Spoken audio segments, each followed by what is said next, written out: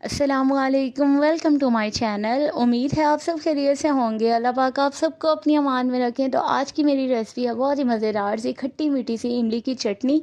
और ये वो चटनी है जिसे आप मुरब्बा भी समझ सकते हैं, लेकिन खट्टी और मीठी होगी, दोनों इसमें टेस्ट आएंगे और इसे आप एक हफ़्ते तक स्टोर भी करके रख सकते हैं।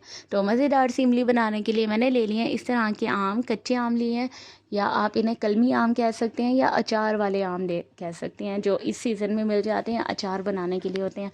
अच्छा, इन्हें मैंने इस तरह से कट कर लिया। 4 आम लिए थे मैंने, 4 आमों के साथ ये मैं इमली की चटनी तैयार कर रही हूँ। अभी इन्हें इस तरह से कट कर लेने के बाद मैंने वॉश किया था और एक पैन में मैंने तकरीबन 1 गिलास पानी लिया और इसमें ये इमलियाँ डाल दी हैं। और अब इन्हें कर लेना है बहुत अच्छे से बॉयल। जैसे ही इन्हें उबाल आना शुरू होगा तो ये नरम होना शुरू हो जाएंगी, तो इन्हें हमने सॉफ्ट करना है और इस पानी को बहुत अच्छे से खुश्क कर लेना है।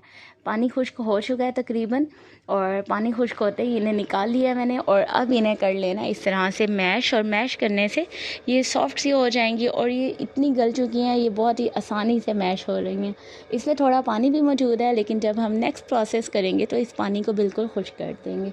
तो जी ये मैश हो चुकी हैं। अब ले लेना है एक पैन में ऑयल, और बिस्मिल्लाहिर्रहमानिर्रहीम मैंने पैन में लिया तकरीबन 3 टेबलस्पून ऑयल, और उसमें 1 टेबलस्पून सौंफ डाल दी है और 1 टेबलस्पून ही मैंने इसमें ज़ीरा डाल दिया। अगर आपको सौंफ नहीं पसंद, उसकी स्मेल नहीं पसंद, तो आप सौंफ इसमें मत डालें, सिर्फ ज़ीरा ही काफ़ी हो जाएगा। और सौंफ से इसकी एक प्यारी सी खुशबू आएगी। मुझे तो सौंफ पर्सनली पसंद है, तो मैंने इसमें सौंफ भी ऐड किए थे। अच्छा, उसके बाद मैंने इसमें इमली का पल्प डाल दिया था जो हमने मैश कर लिया था, और उसके बाद मैंने इसमें हाफ़ कप चीनी डाल दिया, क्योंकि 4 इमलियाँ मेरे पास, उसमें हाफ़ कप चीनी इनफ है।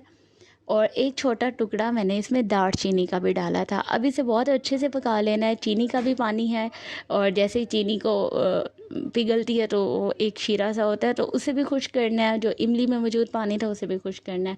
इसमें अब मैंने डाल दिया है 1 टीस्पून सुरख मिर्च का पाउडर, हाफ़ टी-स्पून हल्दी पाउडर, और 1 टीस्पून ही मैंने इसमें काला नमक डाला था। काला नमक अगर नहीं है तो आप रेगुलर जो घर में नमक होता है वो वाला भी यूज़ कर सकते हैं। अब इसे बहुत अच्छे से पकाना है। इसका पानी बिल्कुल खुश्क कर देना है, और इसकी लुक को अच्छा करने के लिए और टेस्ट को भी अच्छा करने के लिए मैंने इसमें ये गोल वाली मिर्चें भी डाल दी थी।